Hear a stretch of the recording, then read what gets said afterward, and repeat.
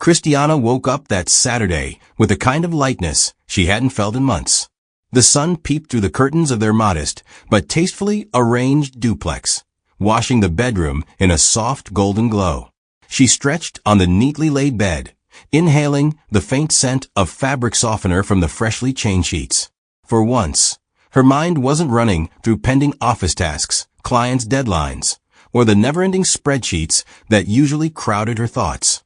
The monthly report she had been battling all week had miraculously balanced the night before, and her supervisor had sent a rare message.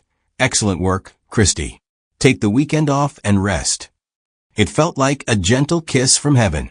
She padded into the kitchen in her simple house dress, humming quietly as she prepared a light breakfast, thinking of how best to enjoy the unexpected free day.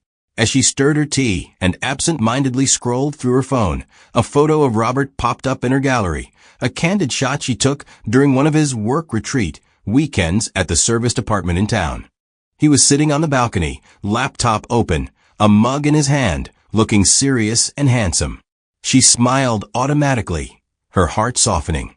He had left early that morning, kissing her forehead and saying he needed complete quiet to finalize a proposal from the apartment. Christiana believed him with the innocence of a woman who had never been given a reason to doubt. She remembered how he used to complain that the house was too noisy, with neighbors' generators and children playing outside. So she had happily supported his idea of renting a small, quiet place where he could focus whenever work got intense.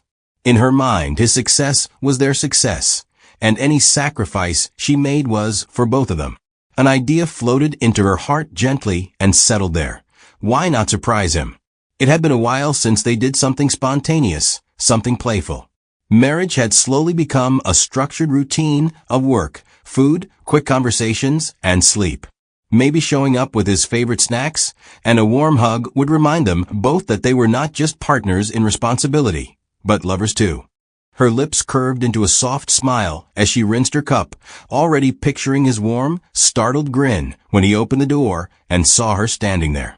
She went to the wardrobe, picked a simple but flattering top and jeans, applied light makeup, brushed her hair into a neat low bun, and looked at herself in the mirror. "Let's go and disturb our hard-working husband small," she said to her reflection with a playful smirk, grabbed her bag, and stepped out of the house with a heart full of trust and no hint of the storm quietly gathering above her life. The drive to the service department was calm and unhurried. Abuja's late morning traffic hadn't fully formed yet, so the streets moved with a gentle rhythm. Christiana played soft worship songs from the car speakers, occasionally singing along, occasionally just letting the music wash over her thoughts. She stopped by a bakery on the way and bought fresh meat pies and a pack of Robert's favorite orange juice. She even added a small chocolate bar, remembering how he used to hide them in the fridge and accuse her of finishing them unprovoked. The little memories comforted her, stitching together a story of a marriage she believed was stable, maybe not perfect, but solid enough to stand on. In her mind, this surprise visit wasn't to check on him. It was to bless him. Only a woman who trusts deeply shows up without warning. When she turned into the compound of the service departments, the security man at the gate, Musa, recognized her immediately and broke into a wide grin. "Madam, good morning." "Long time, he called, as he swung the gate open. Christiana smiled back, slightly surprised at how warmly he greeted her. "Good morning, Musa. How are you?" she replied. "I day, madam." "No tell me say you day come today," he added with a casual chuckle, like someone talking to a regular visitor. Christiana laughed lightly. "It's a surprise," she said, and didn't think too deeply about it. In her mind, Musa was just being polite. She parked in the visitors' area, picked up the small nylon bag containing the snacks, and stepped out, smoothing her top subconsciously before walking toward the main building. The reception area smelled faintly of air freshener and polished tiles.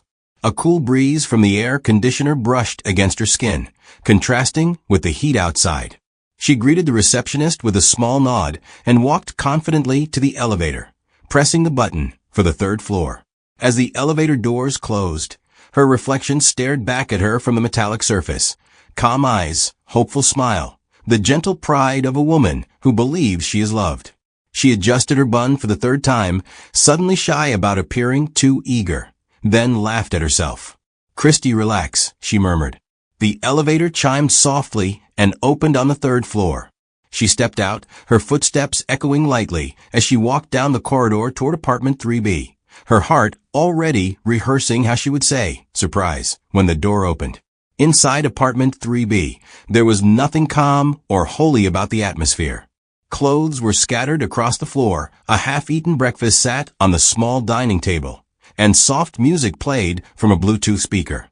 Bella lounged on the couch in one of Robert's t-shirts, her freshly done wig cascading down her shoulders, legs carelessly stretched out.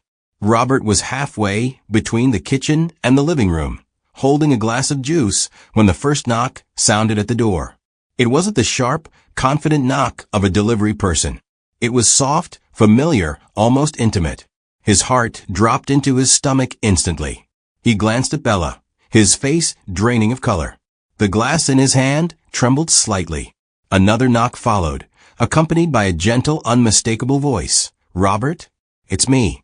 "Jesus," he whispered under his breath, panic igniting in his chest. Bella sat up abruptly, eyes wide. "Who is that?" she asked, though she already knew from the way his entire body shifted. Robert's brain raced helplessly, bumping into walls of his own foolishness. "It's my wife," he choked out. The room changed temperature in that instant. Bella jumped to her feet. "You're what?" she hissed, as if the word had never been mentioned clearly enough before. The knock came again, a little firmer this time. "Robert." Christiana's voice floated through the door again, relaxed, unsuspecting. Robert started pacing in confused circles. "You have to hide," he muttered frantically. "Hide where?" Bella snapped, looking around. The apartment wasn't exactly designed for drama. There was no secret room, no massive wardrobe to swallow a full-grown woman, and the bathroom door might as well have been transparent the way fear made it feel. For a few seconds, the entire world shrank to the four walls of that small living room. The music suddenly sounded too loud, the scattered clothes too obvious, the presence of Bella too loud in the space. Robert dashed to turn off the speaker, nearly dropping the glass in his hand. His mind scrambled for a lie. He couldn't open the door, not with Bella standing there in his shirt. He couldn't pretend to be out. His car was parked outside. He couldn't say it was a colleague inside. Colleagues didn't wear your clothes or leave wigs on the couch. Bella's chest moved rapidly as she tried to think. "Robert, what do we do?" she pressed, fear finally overpowering her earlier boldness. Another knock echoed, still not aggressive, still soft enough to show that the woman at the door trusted the man inside. The contrast made the situation even more grotesque. Robert's tongue felt heavy. Then his eyes darted to the balcony, and in a flash of ridiculous desperation, a terrible idea formed in his mind. "Go through the balcony," he said, voice low and sharp. "Climb down. Use the next balcony. Just go. Now." Bella stared at him, as if he had suggested she grow wings and fly out. "Are you mad?" she whispered harshly. But her feet had already started moving toward the sliding balcony door, because fear is a language the body understands more than common sense. He yanked the door open, and a gust of hot air rushed into the room, carrying the distant sounds of traffic and faint voices from below.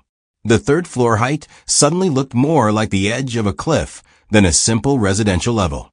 Bella stepped out onto the balcony, toes immediately registering the harshness of the concrete under her bare feet.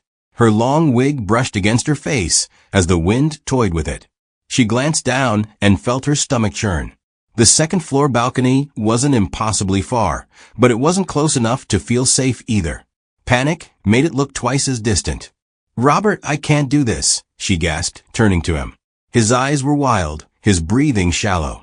Behind him, another knock at the door drummed into the room, followed by Christiana's soft call. "Robert, are you okay?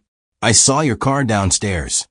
Bella's heart pounded so loudly she felt it in her ears. "You have to," he said desperately. "If she sees you, my marriage is over. Please, just climb down. I'll come and meet you later. I promise."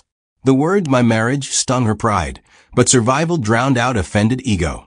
She kicked off further, lifted one leg over the railing with trembling hands, her fingers gripping the cold metal more tightly than she had ever held onto anything in her life. The world beneath her shifted and swam as she swung the other leg over, now fully outside the safety of the balcony floor. Her t-shirt rode up slightly, exposing more of her thighs to the open air and the watching sky. She tried to lower herself slowly, arm muscles screaming in protest as they bore her full weight. The wig slipped forward, almost covering her eyes. She released one hand to push it back and instantly regretted it. Her grip faltered, her right foot searching for the balcony below, not quite finding it. A small crowd of life below the building, a child playing, a woman hanging clothes, a neighbor tending potted plants, suddenly lifted their eyes toward the strange movement above. To them, it looked like something between a stunt and a bad decision. In that suspended moment, Bella dangled between floors, between arrogance and reality, between the life she had been boasting about and the humiliation that was about to baptize her. Inside the apartment, Robert shut the balcony door halfway, peeking through the gap with a sick feeling in his stomach, praying she wouldn't fall, praying his wife would just go home. The knock came again, gentle but firmer now. Time was running out on all sides. Robert wiped his sweaty palms on his shorts and stumbled toward the front door, his heart beating faster than his thoughts could form. His mind felt like a crowded market, noise everywhere and nothing clear. Christiana's silhouette was faintly visible through the peephole, her posture relaxed, one hand holding a small nylon bag. A fresh wave of guilt hit him when he remembered how much she loved surprising him with small things. He hesitated for a few seconds, forehead resting against the cool wood of the door. Another gentle knock sounded. "Robert, it's me now. Are you inside?" Her voice held no suspicion, only concern and closeness. He swallowed hard, feeling suddenly like a stranger in his own life. "Christy," he forced out, his voice sticking in his throat. He made sure his tone sounded distant, as if he really was somewhere else. "Yeah, it's me," she replied, relief in her voice. "I came to surprise you. I'm at your door." Robert's chest tightened. He glanced back in the direction of the balcony, where Bella was still struggling to descend, every movement scraping his conscience. Babe," he stammered, brain scrambling for lies. I'm not in the apartment. I just stepped out to get something. "You be like say you miss me small," he added with a weak, forced chuckle, hoping to sound casual. There was a brief pause. Christiana blinked, looking at the door as if expecting it to open. "You're not inside?" she asked, surprised but not yet suspicious. No. I left like 10 minutes ago," he lied, forgetting that his car was parked downstairs. "I'm actually on my way back home. Let's just meet at the house, okay? I don't want you waiting there alone." Christiana looked down the hallway, then at the nylon bag in her hand. A faint pang of disappointment tugged in her chest, not pain, just a small letdown at her failed surprise. But she had no reason to doubt him. Robert had never given her a visible crack to peer through, no open scandal, no prior disaster. Okay," she replied softly, masking her slight sadness with a small laugh. "I just wanted to see your face and bring you meat pie. I'll take it back home then." She shifted the bag in her hand. "Drive safely, okay?" From behind the door, he seized her softness eagerly. "I will. Thank you, my love. I'll see you at home," he said, trying to sound affectionate yet rushed. When her footsteps finally began to recede down the corridor, relief crashed over him and mingled with a sharp, sour taste of shame. He backed away from the door, suddenly exhausted. In his head, he told himself he had escaped, that he had successfully protected both his marriage and his fling. But on the third-floor exterior wall, a different story was being written, one that involved a dangling mistress, watchful strangers, and a quietly raised phone camera, capturing everything that his lies could not silence. The building across from Robert's apartment had balconies lined with bright laundry and potted plants, placed haphazardly like small green armies. A young woman named Amara stood on her own third-floor balcony, watering her succulents, when she noticed a strange, frantic movement from the opposite building. At first, she thought it was a prank, someone dangling awkwardly from a balcony rail like a reckless daredevil. But when she focused, she saw a woman desperately climbing down, wig slipping, leg shaking, fingers clinging to the edge of Robert's balcony as though her entire existence depended on it. Bella dangled halfway like a suspended question mark, neither falling nor safe, her breath sharp, her movements jittery as fear overtook her pride. Amara's mouth fell open. She lowered her watering can slowly, the stream of water missing the plants and splashing the tiles at her feet. Curiosity pulled Amara forward. She reached for her phone and hit the video button almost unconsciously. It wasn't the kind of scene one witnessed every day. A barefoot woman in a man's oversized t-shirt making a terrified descent from a third-floor balcony. Bella's feet searched frantically for the next balcony ledge, her toes scraping the cement as she tried to position herself. Her wig slid forward dramatically, nearly covering her eyes. The absurdity of it all, the wig, the fear, the near fall, was so intense that Amara instinctively gasped. "Chai, this girl when you's body do sacrifice," she whispered under her breath as she zoomed in. Below, a little boy playing with a toy truck pointed upward and screamed, "Mummy, see Auntie is climbing building." His mother looked up, startled, hands flying to her mouth. Within seconds, more eyes turned toward Bella, forming a small audience united by shock, disbelief, and pure Nigerian curiosity. Bella managed 2 more trembling movements before the inevitable happened. Her right hand slipped. Her body lurched sideways, and in one chaotic swoop, her wig flew off completely, spinning downward like a fallen bird. Bella herself dropped the remaining distance with a yelp, landing not on the balcony below, but directly into a thorny rose bush bordering the compound. A sharp cry escaped her lips as she rolled onto the ground, clutching her leg, pain etching lines across her face. The spectators gasped, then began murmuring. Someone shouted, "Auntie, you no go wound yourself finish?" Bella staggered to her feet and limped away quickly, trying to gather whatever dignity she had left. Amara kept her camera rolling until Bella disappeared from view, then stopped recording, her heart still racing. She stared at the video thumbnail on her screen for several seconds before muttering, "This internet must see this one." Bella's limp was dramatic, not because the injury was severe, but because humiliation magnifies every stumble into a tragedy. She winced as she walked, thorns sticking to her legs like angry punctuation marks. Her wig was gone. Her hairnet flapped weakly with each hurried step. People in the compound stared openly, some hiding their laughter behind their palms, others whispering to each other as if analyzing the physics of her descent. One teenage girl near the compound gate snorted loudly. "Sea life. Person way day form slay queen just fall like overripe mango." Bella pretended not to hear, but the words lodged themselves like splinters.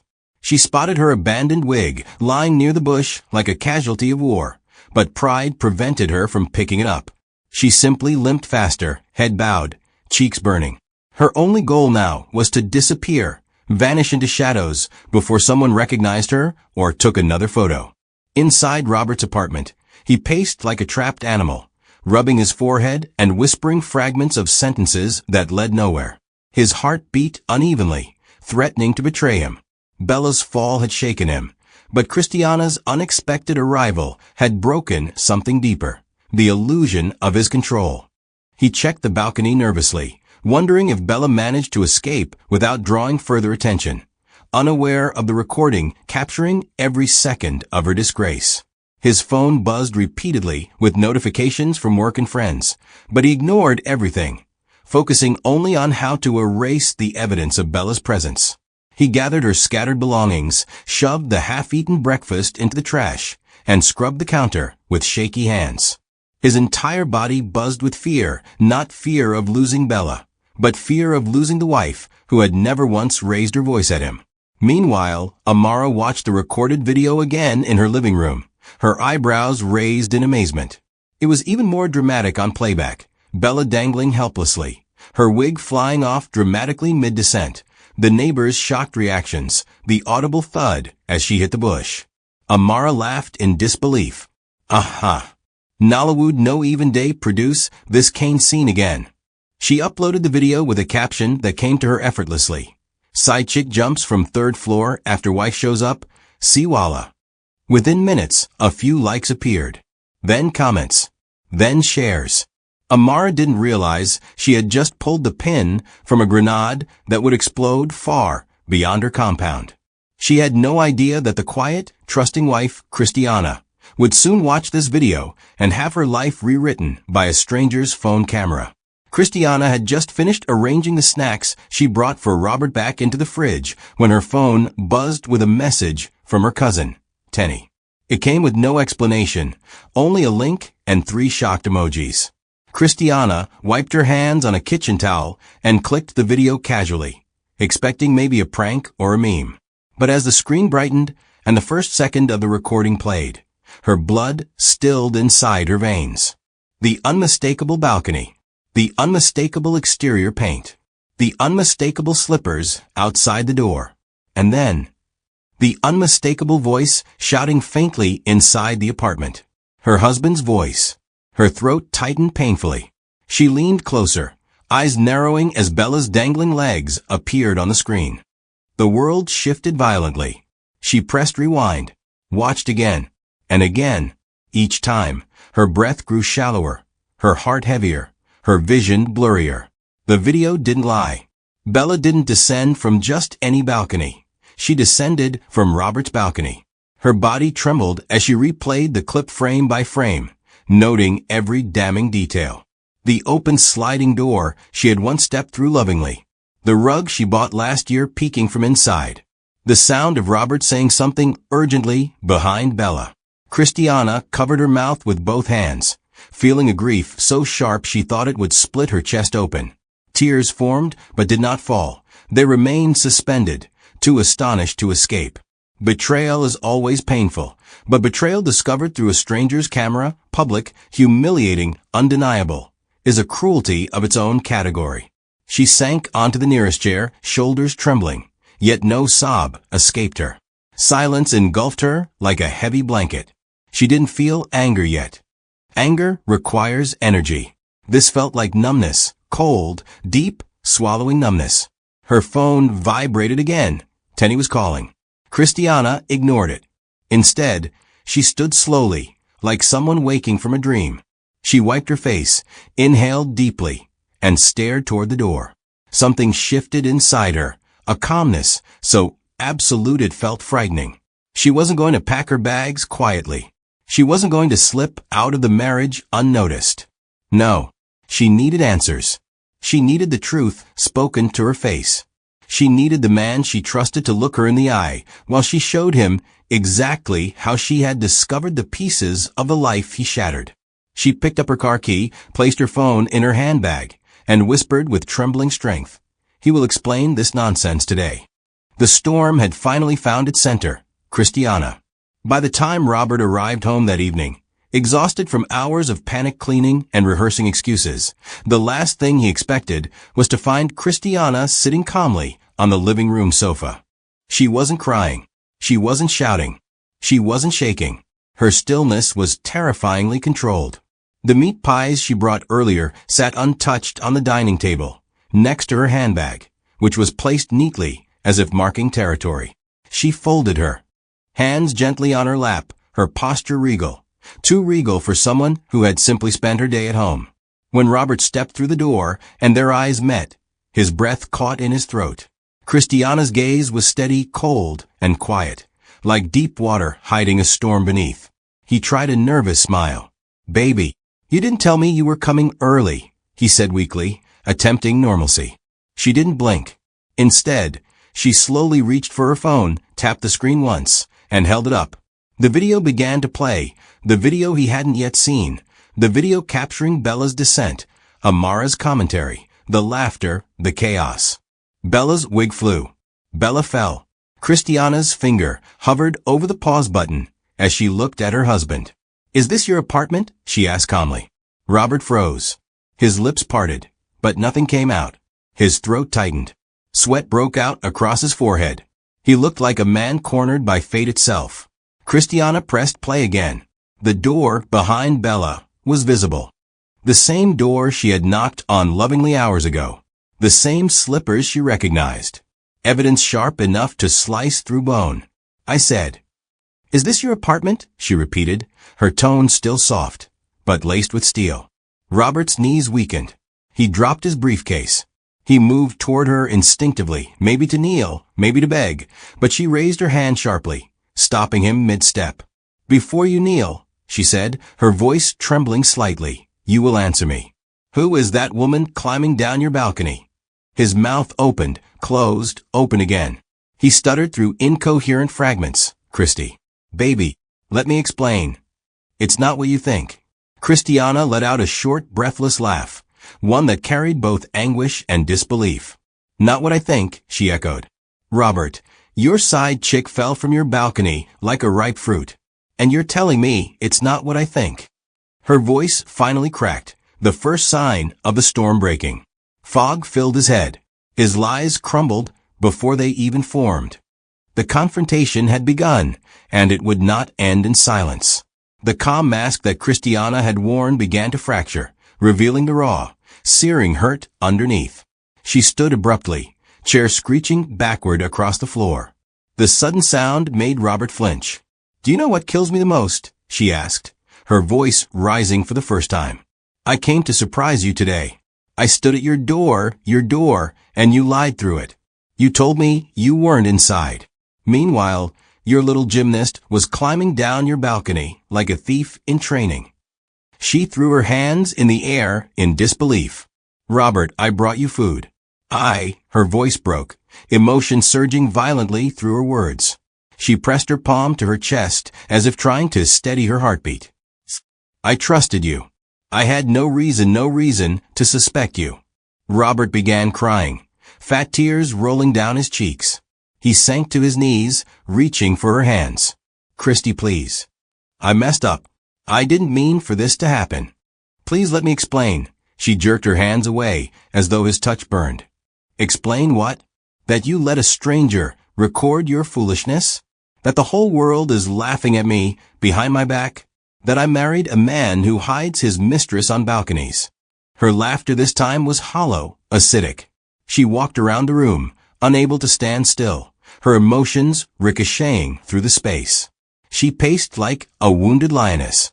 "Tell me, Robert. Tell me how long. Tell me how many times she has worn your shirts. Tell me why I stood at your door today like a fool while you pushed another woman to jump for her life." Robert crawled toward her again, sobbing openly now. "Christy, please don't leave me. Please. I swear it was a mistake. I swear I love you. Please don't." She cut him off sharply. No, Robert. You don't get to kneel now." Her expression shifted, anger melting into something colder, sharper. "Resolve. You see all these lies you have carried around like perfume? They end today. I am not leaving this house quietly. I am not walking away like some timid woman who didn't see the truth." She picked up her phone again and pointed it at him. "You will look at this video with me, and you will confess everything. And when you are done, Robert." She inhaled deeply, chin lifting. "I will walk out, but I want you to watch me leave." The room felt too small for their breaking hearts. And at that moment, karma began writing its next chapter. Robert remained on his knees long after Christiana finished confronting him, his hands trembling as he reached for her again. But she stepped back, her face stiff with a kind of cold disappointment that hurts more than anger.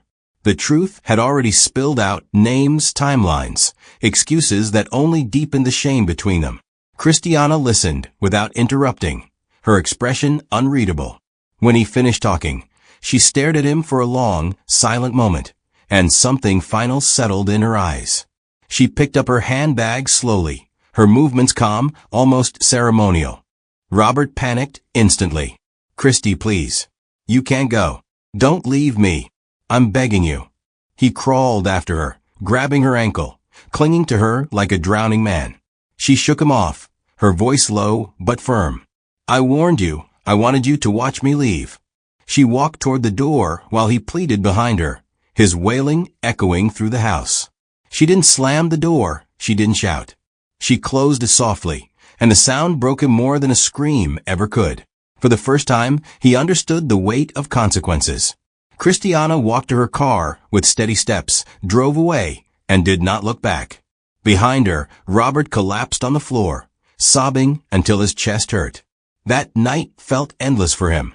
He called her repeatedly, texted her paragraphs dripping with regret, promised to change, vowed to fight for their marriage. Christiana read none of them. Her silence became a mirror he couldn't escape from. Every lie he had told, every moment he had taken her trust for granted, came crashing back at him like waves.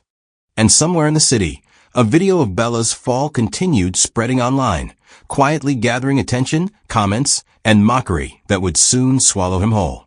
Bella woke up the next morning hoping the world had moved on from her humiliation, but the universe had different plans. The video had gathered thousands of views overnight. Comments flooded in jokes, memes, reenactments, and savage captions. People slowed down the moment her wig flew. They repeated her scream.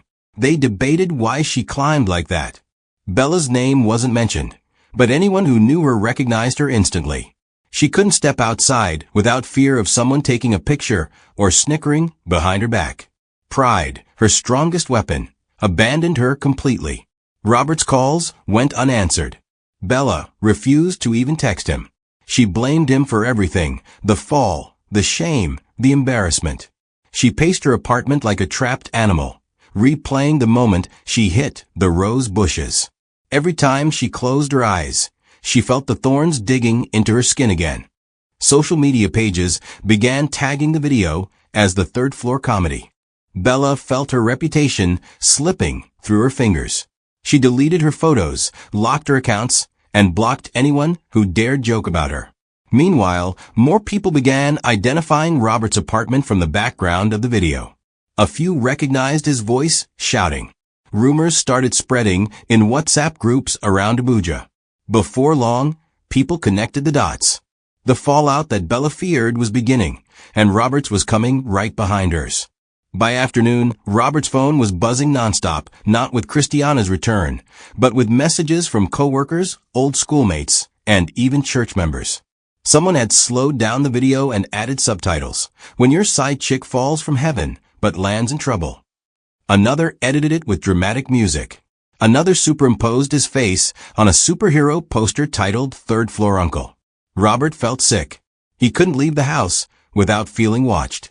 His neighbor, a man who usually greeted him politely, burst into laughter upon seeing him and quickly covered his mouth. Children whispered and giggled when he passed. Every place he went became a reminder of his shame. The humiliation spread faster than he could control, and no apology, no explanation, no denial mattered now. Christiana's confrontation haunted him. The world's laughter assaulted him. His self-respect evaporated. Robert shut his curtains, turned off his phone, and sat in the darkness, realizing something painful. He had not only lost his wife, he had lost his dignity. And the viral wildfire was still growing. When Robert's mother saw the video, she nearly dropped her phone. She called him immediately, voice trembling with fury and embarrassment.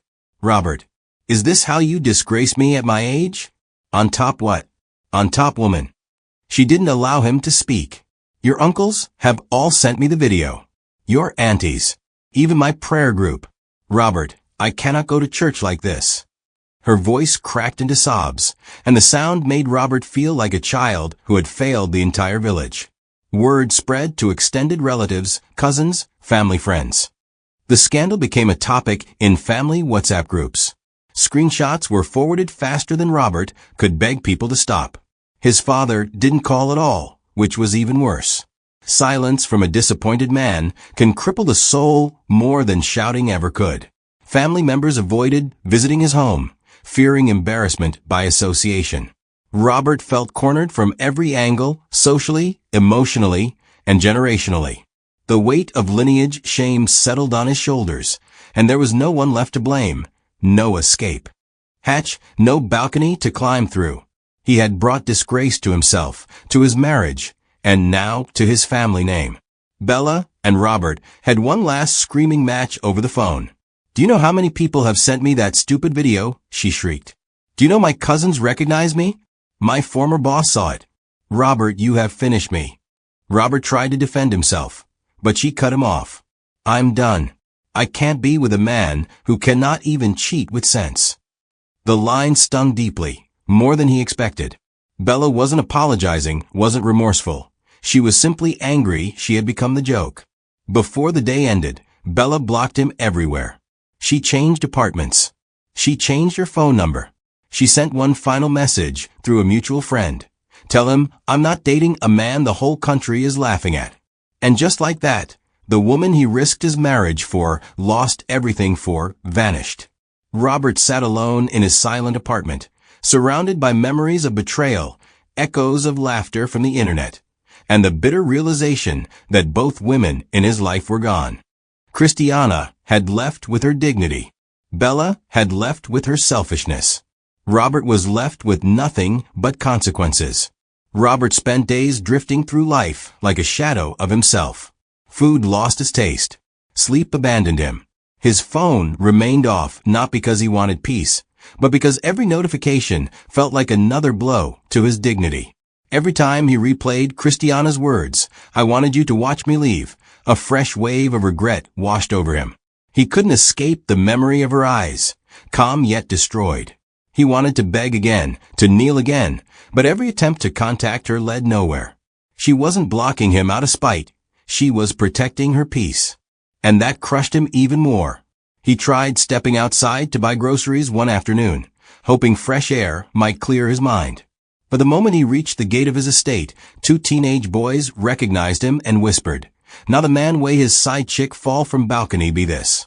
One of them even mimicked Bella's wig flying off. Their laughter chased him back inside like a curse. Robert locked the door behind him, leaning against it as despair wrapped around him tightly. He had become a living, breathing meme, a walking punchline. The silence in his apartment weighed heavily. No Christiana humming while she cooked. No scent of her lotions in the air. No warmth, no stability, no home. Just emptiness, dark, thick, suffocating emptiness. And for the first time, Robert realized, he didn't just lose his wife. He lost the best version of himself that existed only because she loved him. While Robert drowned in regret, Christiana quietly rose into a new phase of her life. She moved to Lagos, not in a rush, but with calculated intention, seeking space, change, and healing. She rented a small but beautiful apartment near Lekki Phase 1, furnished it to her taste, and began attending weekend cooking classes just to try new things. She walked every evening, letting the coastal wind clear her thoughts. Her peace returned gradually, softly, as though her spirit had been waiting for her to choose herself again. Work became easier. Friendships strengthened. She laughed more, slept better, breathed deeper. People noticed a different glow around her, a calm confidence that came from surviving heartbreak without letting it poison her heart. She wasn't bitter. She wasn't angry. She was simply free. And freedom looked beautiful on her. One evening, while journaling near her balcony, she whispered to herself, I didn't lose a husband. I lost a burden. It wasn't pride, it was clarity. Christiana knew she would love again someday, but never recklessly, never blindly, never with a man who didn't value loyalty. She was healing exactly the way she deserved, with peace, purpose, and a future untainted by Robert's mistakes. Robert thought time might make people forget, but the internet never forgets. Even weeks later, the meme resurfaced on TikTok, Twitter, Instagram, and even WhatsApp family groups. A comedian reenacted Bella's fall in a skit, complete with a flying wig, and the video went viral. Someone tagged Robert anonymously. 3rd-Floor uncle, come and see your movie. He deleted the app immediately. At the supermarket, a woman giggled behind him, whispering into her phone, Nahim, the balcony man. At the barbershop, a customer joked loudly, Oga, make you no keep side chickwe go climb wall o. Robert pretended not to hear, but his ears burned. Church members stopped calling. His colleagues gave him the polite pity reserved for men who had destroyed their own lives. Everywhere he went, the air carried mockery. Even his own reflection mocked him. He looked in the mirror and saw a man reduced by his choices, a man who wanted to go back in time and choose fidelity, choose honesty, choose Christiana. But karma doesn't accept late payments. It collects when the heart is weakest. Unable to bear the weight anymore, Robert sat down one night and wrote Christiana a long, raw letter. Not filled with sweet words, but with accountability. He admitted every detail, the lies, the selfishness, the disrespect, the fear, the stupidity. He told her she deserved better. He apologized not to win her back, but because the truth was choking him. He begged only for one thing: allow me to apologize to your face. Just once. For closure, not reconciliation. He sent the letter through her cousin, Tenny, knowing Christiana might have blocked him on every platform. Then he waited, each minute stretching into hours, each hour feeling like a punishment. He rehearsed his apology 100 times. He didn't expect forgiveness. He simply hoped to clean the wound he had inflicted, even if he could never repair it. Days passed before Christiana responded. She didn't write back. She didn't call. She simply sent a message through Tenny. Tell him I will see him on Friday. And that was enough to shake Robert's entire world. Robert arrived early at the quiet Lagos cafe where she chose to meet. His palms were sweaty, his heart heavy. When Christiana walked in, she looked radiant, calm, healed, almost glowing with newfound strength. He stood instantly, emotion rushing into his eyes. She greeted him politely and sat down. Not warmly, but peacefully. A woman who had made peace with the past. He apologized. Not dramatically. Not begging. Just honest, remorseful words layered with sincerity. Christiana listened without interrupting, her gaze steady. When he finished, he lowered his head, expecting tears or anger or accusations. But she simply exhaled softly. Robert, she began, her voice gentle but firm, I forgave you the day I left. Not for you, but for me. He looked up slowly, meeting her calm eyes. I needed to breathe. I needed to heal. And I did. She smiled sadly.